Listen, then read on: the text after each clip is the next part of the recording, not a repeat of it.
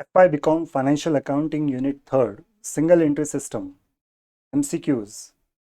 इस third lecture series में MCQs के इस थर्ड लेक्चर सीरीज में मैं doctor Shakib Ahmad, assistant professor in commerce, MGV's arts science and commerce college Malegaon city, आपको वेलकम करता हूँ।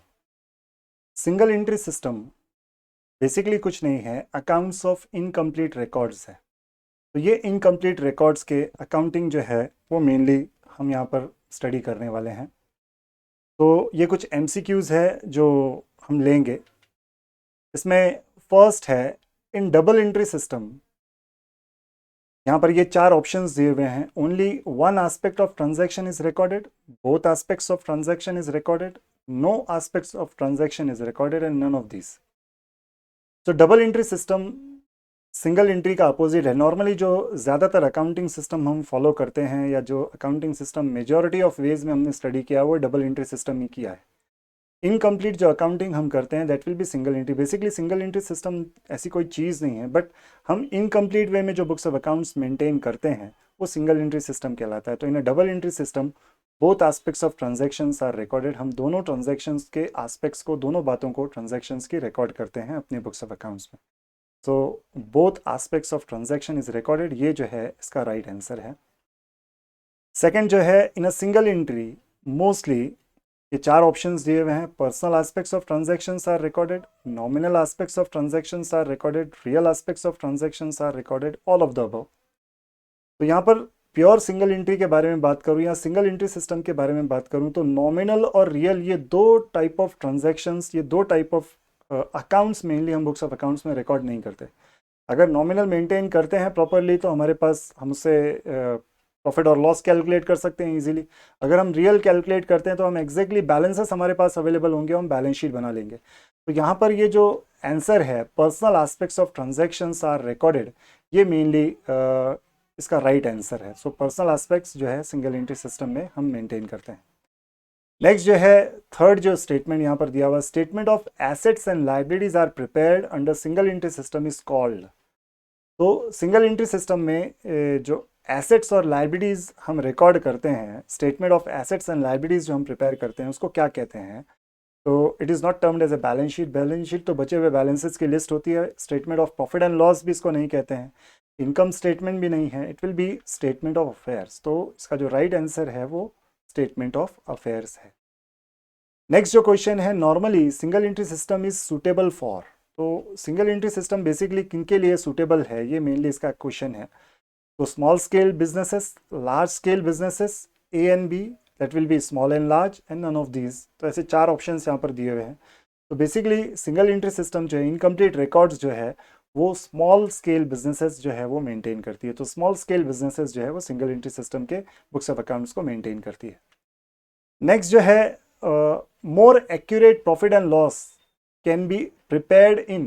तो एक्यूरेट प्रॉफिट और लॉस हम किस में प्रिपेयर कर सकते हैं, मोर एक्यूरेट प्रॉफिट और लॉस हम किस में प्रिपेयर कर सकते हैं?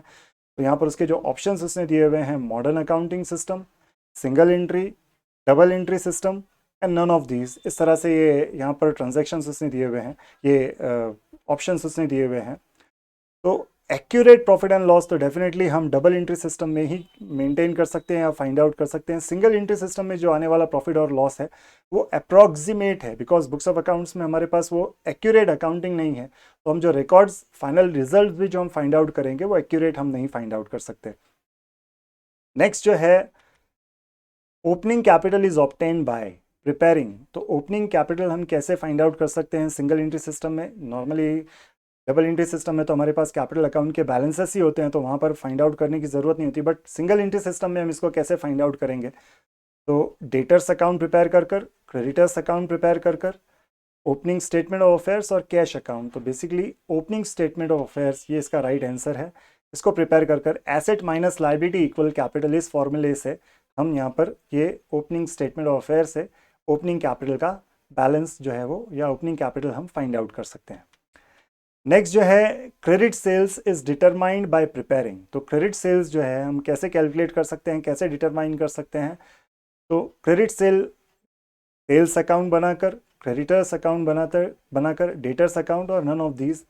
तो basically sales relating to debtors, तो हम क्रेडिट सेल्स जो है वो डेटर्स अकाउंट प्रिपेयर कर कर फाइंड आउट कर सकते हैं। तो कुछ additional accounts, debtors, creditors account, फिर bills receivable, bills payable accounts हम प्रिपेयर करते हैं एडिशनल अकाउंट्स में to find out some missing things. Either ये वो तो बैलेंस देता है या फिर ये क्रेडिट सेल्स, क्रेडिट परचेसेस की वैल्यूज़ वो अवेलेबल कर कर देता है। तो यहाँ पर ये जो है इसका जो राइट आंसर था वो डेटर्स अकाउंट था। नेक्स्ट जो है क्रेडिट परचेसेस, सेम इसी का अपोजिट सेल्स के जैसे अभी यहाँ पर परचेसेस उसने पूछा है। Credit purchases is determined by preparing, तो purchase account, debtors account, creditors account, cash account. तो डेफिनेटली ये जो है क्रेडिट परचेसेस क्रेडिटर्स से रिलेटेड है, तो हम क्रेडिटर्स अकाउंट प्रिपेयर कर कर ये क्रेडिट परचेसेस फाइंड आउट कर सकते हैं। नेक्स्ट जो है यहाँ पर credit purchase is determined by preparing, तो क्रेडिट परचेसेस हम फाइंड आउट कर सकते हैं bye preparing, definitely creditors account. Next जो है closing balance of cash is obtained by preparing, closing balance of cash, तो कैश का क्लोजिंग बैलेंस हम कैसे फाइंड आउट कर सकते हैं? Definitely balance sheet, debtors, creditors, cash account prepare कर कर। कैश देगा उसका क्लोजिंग कैश बैलेंस, तो अगर उसने वहाँ पर प्रॉब्लम में कैश अकाउंट नहीं दिया हुआ होता तो हम कैश अकाउंट भी प्रिपेयर करते थे, कंटेन रिसिप्ट्स और पेमेंट्स रिकॉर्ड कर कर difference of receipt minus payment will be cash balance. तो इस तरह से ये कैश बैलेंस हम फाइंड आउट कर सकते हैं। नेक्स्ट जो है trial balance is not obtained in, तो ट्रायल बैलेंस जो है not obtained in double entry, modern, single entry and none of this. तो डेफिनेटली सिंगल एंट्री सिस्टम में ट्रायल बैलेंस प्रिपेयर नहीं होता है। तो ट्रायल बैलेंस अगर प्रिपेयर हो जाए तो डेफिनेटली फिर यहाँ पर हम बहुत आसानी से statement of profit and loss और बैलेंस शीट या trading and profit and loss account और बैलेंस शीट हम प्रिपेयर कर सकते हैं, बट यहाँ पर ट्रायल बैलेंस ही अवेलेबल नहीं होता। तो सिंगल एंट्री सिस्टम में हम ट्रायल बैलेंस ऑब्टेन नहीं कर सकते या प्रिपेयर नहीं कर सकते हैं। नेक्स्ट जो है in a single entry two fold aspects of transactions are not recorded, so it is, तो in a single entry two fold aspects of transactions are not recorded, so it is. यहाँ पर जो option दिया हुआ है, option काफ़ी interesting है, एक बार मैं ऑप्शंस बता देता हूँ आपको। उसने कहा है complete and scientific, incomplete and unscientific, complete and unscientific, incomplete and scientific. यहाँ पर ये जो है ये एक इनकम्प्लीट सिस्टम तो है डेफिनेटली, अभी मैंने नाम इसका बताया incomplete accounts of incomplete record, और ये अनसाइंटिफिक भी है। क्रूड वे में हम बेसिकली इसको कैलकुलेट करते हैं तो ये अनसाइंटिफिक भी है। तो इनकम्प्लीट एंड अनसाइंटिफिक इसका राइट आंसर है। नेक्स्ट जो है single entry system are maintained by, so single entry system कौन मेंटेन करता है? तो यहाँ पर ऑप्शंस दिए हैं कंपनी, टैक्स अथॉरिटीज़, गवर्नमेंट और सोल ट्रेडर। तो सोल ट्रेडर जो है, स्मॉल ट्रेडर्स जो है इसका यूज़ करते हैं, तो single entry will be maintain by small traders और sole traders. Single entry system of book keeping is, तो single entry system of book keeping ये जो है यहाँ पर इसके जो ऑप्शंस उसने दिए हुए हैं, simple, unauthorised by authorities, unscientific, all of these. तो डेफिनेटली ये सिंपल भी है, इनकम टैक्स अथॉरिटीज़ इसको परमिट नहीं करता इस सिस्टम को, अनसाइंटिफिक भी है, सो ऑल ऑफ दीज इसका आंसर है 13 का। Single entry system of book keeping is simple, unauthorised by income tax और tax authorities and unscientific. Next जो है bill receivable received during the year can be ascertain by preparing, हम bill receivable received कैसे find out कर सकते हैं अभी मैंने आपको बताया। यहाँ पर जो ऑप्शंस दिए हैं, bill receivable account, bill payable account, sundry debtors, sundry creditors, इन अकाउंट्स को प्रिपेयर कर कर, तो बिल रिसीवेबल रिसीव्ड हम बिल रिसीवेबल अकाउंट प्रिपेयर कर कर फाइंड आउट कर सकते हैं। नेक्स्ट जो है लास्ट ये क्वेश्चन है एमसीक्यू का इस चैप्टर का। So bills payable received during the year can be ascertain by preparing, bill payable just like bill receivable, bill payable यहाँ पर अभी ऑप्शन में दिया हुआ है। तो bill receivable account, bill payable account, sundry debtors और सन्ड्री क्रेडिटर्स, तो यहाँ पर ये जो इसका राइट आंसर है वो है बिल्स पेबल अकाउंट। सो बिल्स पेबल अकाउंट प्रिपेयर कर कर हम बिल्स पेबल का बैलेंस, ये bill receivable, bill payable received हम फाइंड आउट कर सकते हैं। तो आई होप आज का ये प्रेजेंटेशन आपको पसंद आया होगा और आपके लिए यूज़फुल भी होगा। अपने दूसरे दोस्तों तक इसको ज़रूर शेयर करिए और इस प्रेजेंटेशन को देखने के लिए थैंक यू।